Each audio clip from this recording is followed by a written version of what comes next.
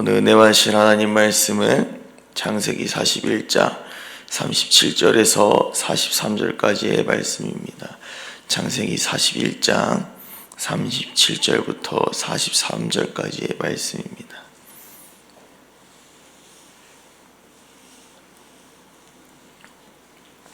창세기 41장 37절로 43절까지의 말씀입니다.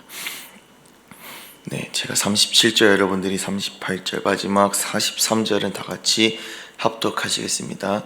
바로와 그의 모든 신하가 이 일을 좋게 여긴지라.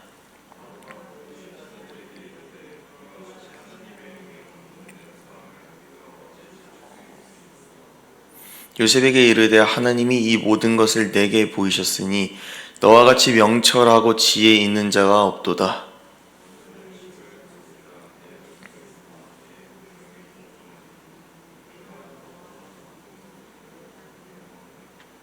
바로가 또 요셉에게 이르되 내가 너를 애굽 온 땅의 총리가 되게 하노라 하고,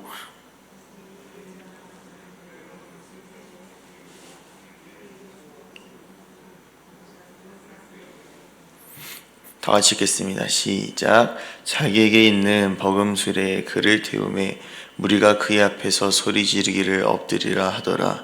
바로가 그에게 애굽 전국을 총리로 다스리게 하였더라. 아멘.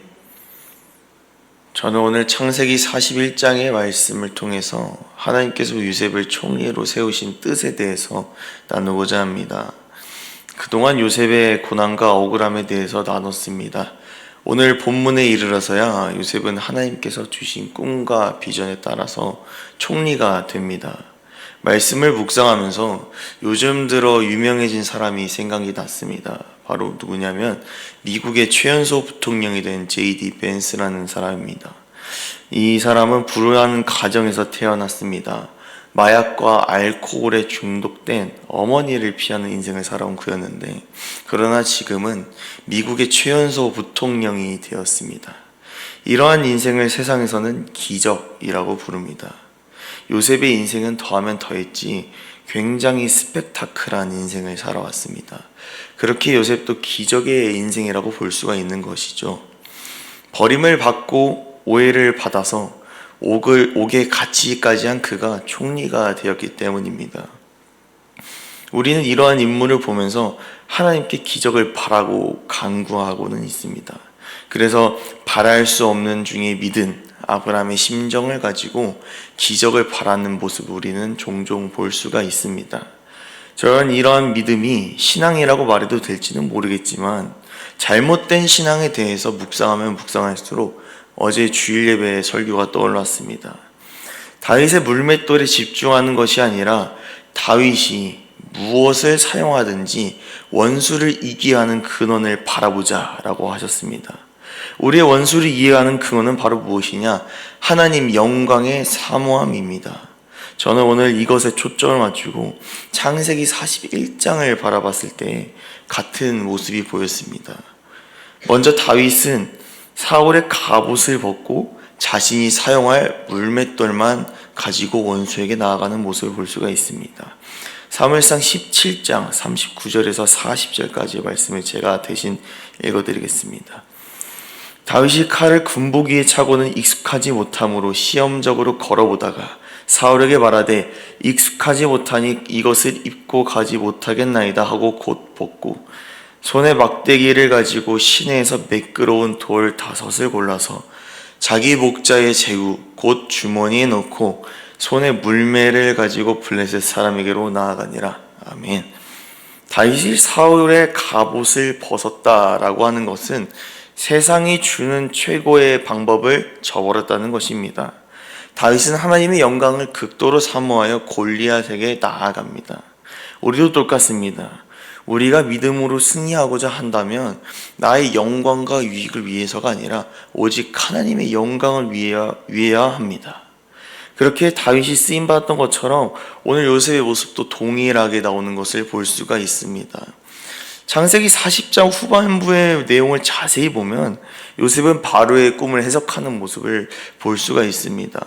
그러나 술 맡은 관원장은 요셉이 해몽을 해준 것을 완전히 잊어버리게 됩니다. 창세기 40장 23절의 말씀입니다. 술 맡은 관원장이 요셉을 기억하지 못하고 그를 잊었더라. 아멘.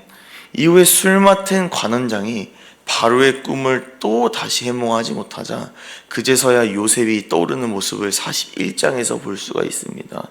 이러한 장면만 떠올리면 요셉은 옥에서 그리 오랫동안 갇혀 있다고 보이지가 않습니다. 그러나 본문을 잘 읽어보면 술 맡은 관원장이 복직한 지 만 2년 후에야 요셉을 찾는 모습을 볼 수가 있습니다. 꽤 오랜 시간이 지났습니다. 한국 남자에게도 이 길다고 느껴진 요즘 군대도 1년 6개월입니다. 창세기 41장 1절의 말씀에는 이런 내용이 나옵니다. 만 2년 후에 바로가 꿈을 꾼즉 자기가 나일 강가에 서 있는데. 아멘. 저는 요셉이 꿈을 기적적으로도 해석해 주어도 나름 오랜 시간을 옥에서 보낸 이유를 알지 못했습니다. 그러나 어제 말씀과 연계하여 생각할 때 우리는 바로 하나님의 뜻을 알 수가 있습니다. 하나님께서 우리의 삶에서 기적을 매번 보여주셔도 우리는 행복하지 않을 것입니다. 하나님의 뜻에 따라 주어지는 행복이 아니기 때문입니다. 정확하게 말하자면 요셉은 기적 같은 해몽으로 이 옥에서 나가고자 했습니다. 그러나 기적은 아무리 대단하다 할지라도 하나님의 은혜가 아니라면 이것들은 모두 아니라는 것입니다. 기적은 원하지 않아도 일어날 수가 있습니다. 반대로 은혜는 하나님께서 원하시고 인정해 주셔야 주어지는 특권입니다. 우리는 이러한 은혜를 받은 귀중한 그리스도의 후사입니다. 그렇습니다. 요셉은 옥에서 자신의 해몽으로 나오리라 확신하고 생각했지만 하나님의 은혜 없이는 불가능하다는 것을 2년의 기간 동안 깨닫고 회개했을 것입니다. 어제 말씀처럼 다윗이 잘나서가 아니라 하나님의 은혜가 그에게 부어질 때에 어떠한 방식이든지 하나님께서 일하신다는 것입니다. 정리하자면 요셉이 꿈을 해석하는 기적으로 총리의 자리에 오른 것이 아닙니다. 오늘 본문 38절의 말씀처럼 하나님의 영에 감동될 수 있는 은혜의 총리로 자리에 올랐다는 것입니다. 다음으로 하나님의 은혜의 이유는 무엇입니까? 하나님께서 우리에게 은혜를 주시고 우리를 사용하시는 이유는 무엇이냐면 바로 오직 하나님의 영광을 위함이기 때문입니다. 그렇게 우리 모두가 창조된 목적은 하나님의 영광을 찬송하기 위함이라고 이사야 선지자가 우리에게 말해주고 있는 것입니다. 우리는 하나님의 은혜를 요셉보다 훨씬 넘치도록 받고 있습니다. 하나님의 아들을 보지도 못하고 예수 그리스도의 보혈과 그리고 이름의 권세를 한 번도 사용하지 못했습니다. 그러나 우리는 예수 십자가의 공로를 힘입어서 구약에서 감히 하지 못한 성령 충만한 사역을 하고 있지 않습니까? 그 거룩하신 하나님의 영이 우리 속에 거하시는 은혜를 기억하는 저와 여러분들이 되시기를 축복합니다. 우리는 이러한 은혜를 받고 누리지만 어느 순간 당연하게 생각하는 모습을 보게 됩니다. 은혜는 기적을 포함하는 위대한 단어입니다. 그러나 은혜의 당연함이 우리의 신앙에 침투하는 순간에 은혜를 사모하는 것이 아니라 기적을 사모하게 되는 모습을 보게 됩니다. 이러한 모습을 요셉도 가지고 있었음을 보았습니다. 하나님의 은혜를 기적이 아닌 진짜 은혜로 진실하게 받아들인 자가 하나님께서 사용하십니다.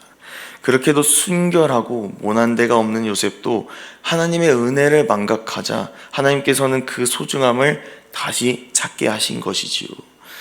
이런 모습은 초대교회에게도 나타났습니다. 바로 에베소 교회였습니다. 에베소 교회는 거짓 선지자를 분별하여 쫓아내고 예수의 이름으로 인해 핍박을 받을지라도 인내하는 성숙한 교회였습니다.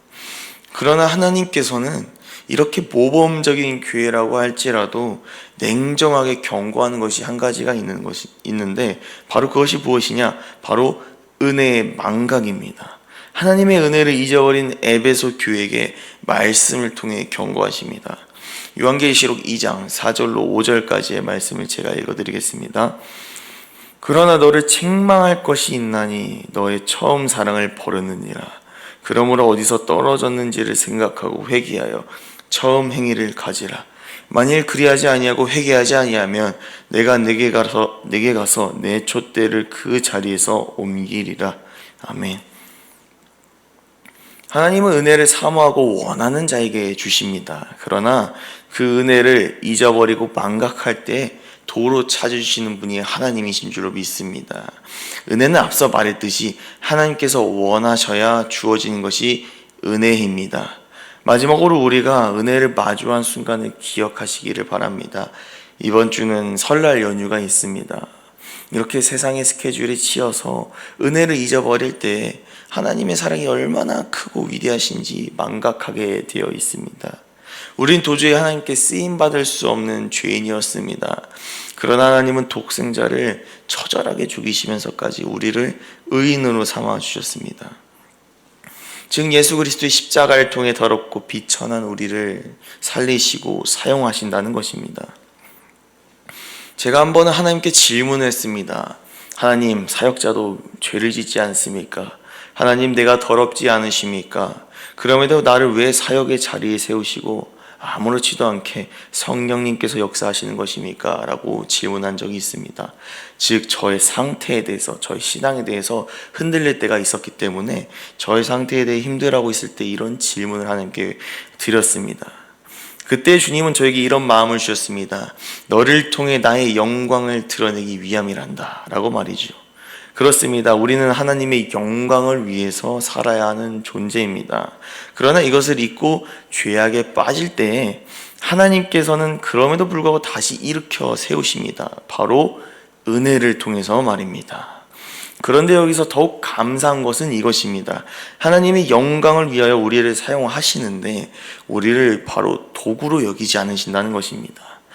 현대사회는 대부분 전자기기로 이익을 창출합니다.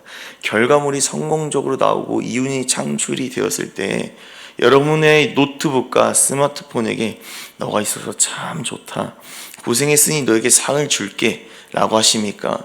절대로 아니지요. 도구는 도구일 뿐입니다. 그것의 역할을 감당하면 족한 것이지요. 그러나 하나님께서는 우리의 영광을 나타내시는 도구가 아닌 자녀로 부르셨습니다. 로마서 8장 17절의 말씀을 제가 읽어드리겠습니다.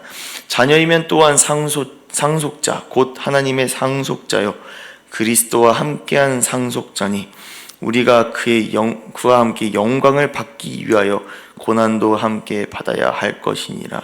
아멘. 자녀는 하나님의 상속자입니다. 하나님의 영광을 누리고 찬양할 수가 있다는 것입니다.